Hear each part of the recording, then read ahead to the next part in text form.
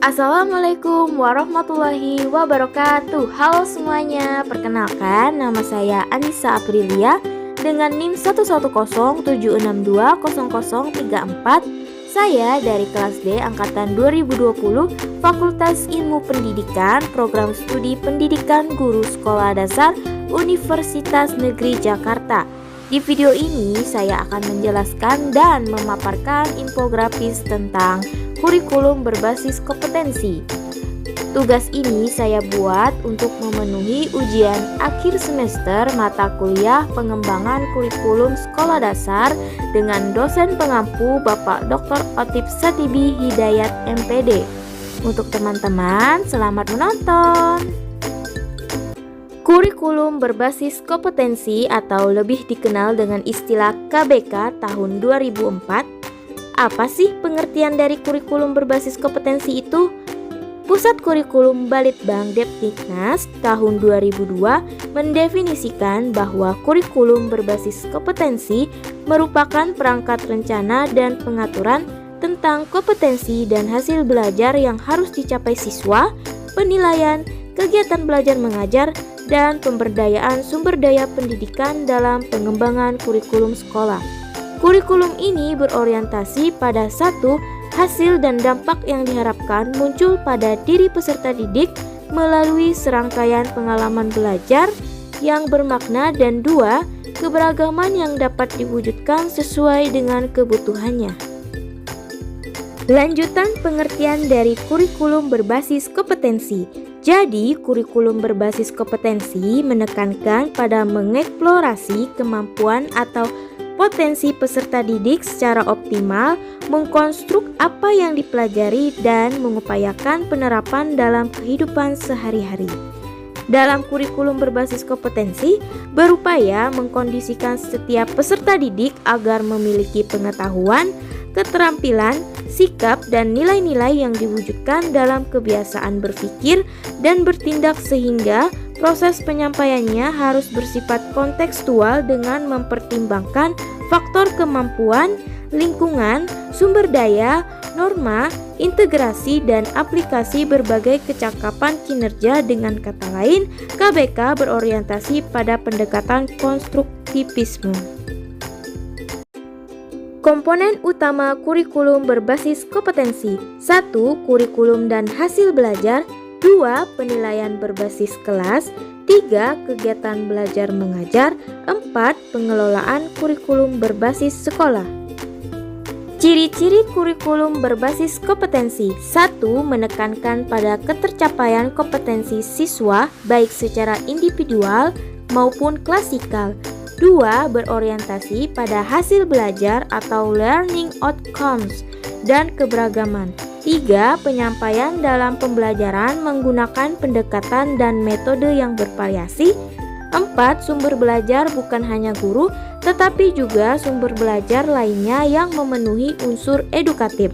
5. Penilaian menekankan pada proses dan hasil belajar dalam upaya penguasaan atau pencapaian suatu kompetensi. Penjelasan komponen utama kurikulum berbasis kompetensi. A. Kurikulum hasil belajar atau KHB memuat perencanaan pengembangan peserta didik yang perlu dicapai secara keseluruhan.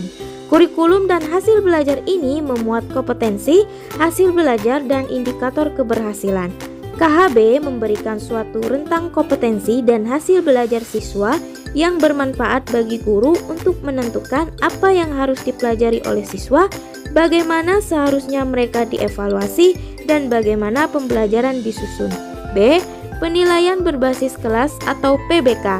Penilaian ini mengidentifikasi kompetensi atau hasil belajar yang telah dicapai dan memuat pernyataan yang jelas tentang standar yang harus dan telah dicapai serta peta kemajuan belajar siswa dan pelaporan.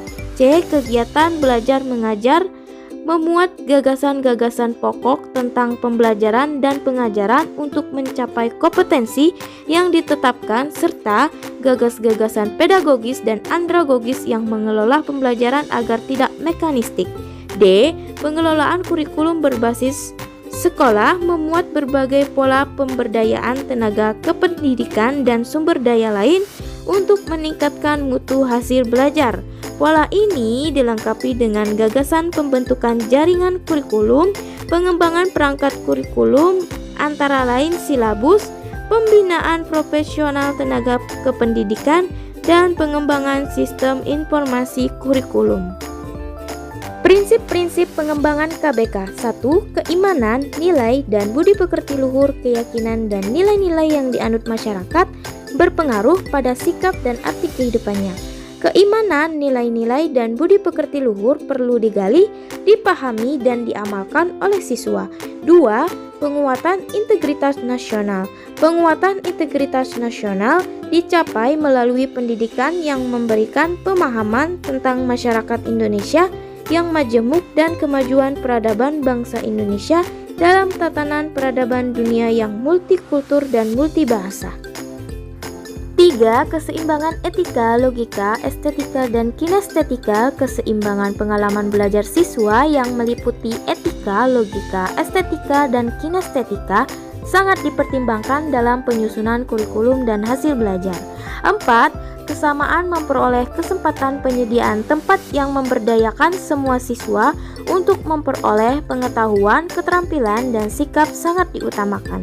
5. Abad pengetahuan dan teknologi informasi, kemampuan berpikir dan belajar dengan mengakses, memilih, dan menilai pengetahuan untuk mengatasi situasi yang cepat berubah dan penuh ketidakpastian merupakan kompetensi penting dalam menghadapi abad ilmu pengetahuan dan teknologi informasi. Kelebihan kurikulum berbasis kompetensi. A. Mengembangkan kompetensi-kompetensi siswa pada setiap aspek mata pelajaran dan bukan pada penekanan penguasaan konten mata pelajaran itu sendiri. B. Mengembangkan pembelajaran yang berpusat pada siswa atau student oriented. Siswa dapat bergerak aktif secara fisik ketika belajar dengan memanfaatkan indera seoptimal mungkin dan membuat seluruh tubuh serta pikiran terlibat dalam proses belajar. Dengan demikian, siswa dapat belajar dengan bergerak dan berbuat. C.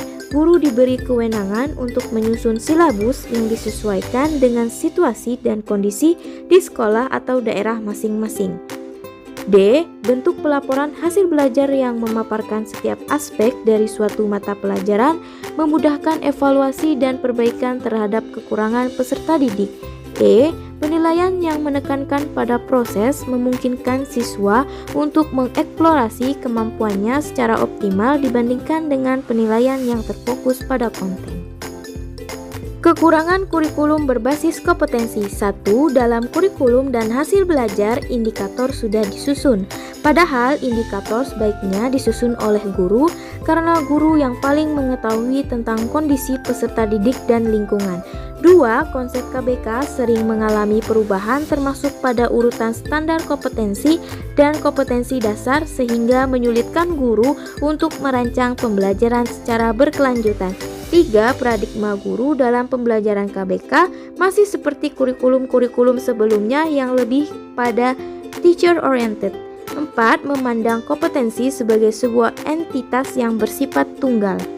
Kegunaan kurikulum berbasis kompetensi dalam pendidikan. Kurikulum berbasis kompetensi diharapkan mampu memecahkan berbagai persoalan bangsa, khususnya dalam bidang pendidikan dengan mempersiapkan peserta didik melalui perencanaan, pelaksanaan, dan evaluasi terhadap sistem pendidikan secara efektif, efisien, dan berhasil.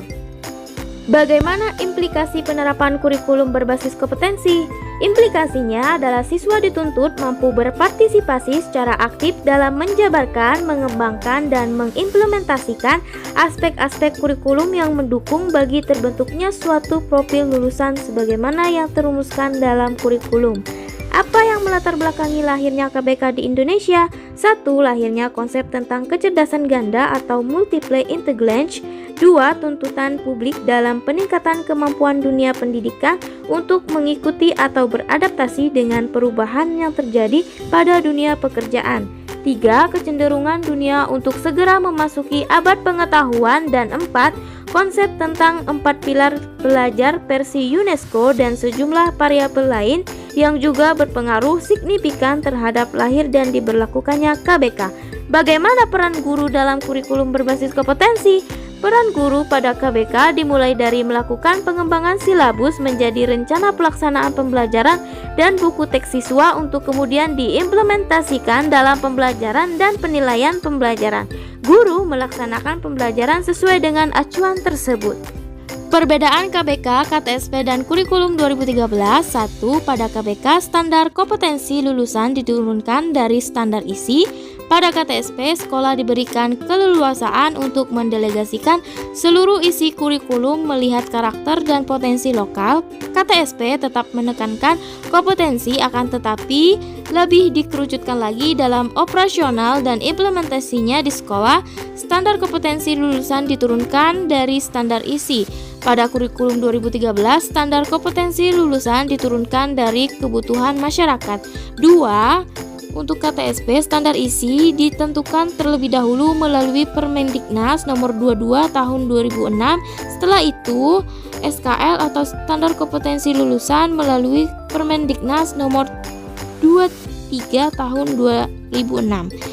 Untuk kurikulum 2013, standar kompetensi lulusan ditentukan terlebih dahulu melalui Permendikbud nomor 54 tahun 2013. Setelah itu baru ditentukan standar isi yang terbentuk kerangka dasar kurikulum yang dituangkan dalam Permendikbud nomor 67, 68, 69, dan 70 tahun 2013. 3. Pada KBK, pemisahan antara mata pelajaran pembentuk sikap, pembentuk keterampilan, dan pembentuk pengetahuan. Untuk KTSP, pemisahan antara mata pelajaran pembentuk sikap, pembentuk keterampilan, dan pembentuk pengetahuan. Untuk kurikulum 2013, semua mata pelajaran harus berkontribusi terhadap pembentukan sikap, keterampilan, dan pengetahuan. 4. Pada KBK, kompetensi diturunkan dari mata pelajaran. Untuk KTSP, kompetensi diturunkan dari mata pelajaran. Untuk kurikulum 2013, mata pelajaran diturunkan dari kompetensi yang ingin dicapai. Terima kasih sudah menonton video tentang kurikulum berbasis kompetensi. Sampai jumpa. Wassalamualaikum warahmatullahi wabarakatuh.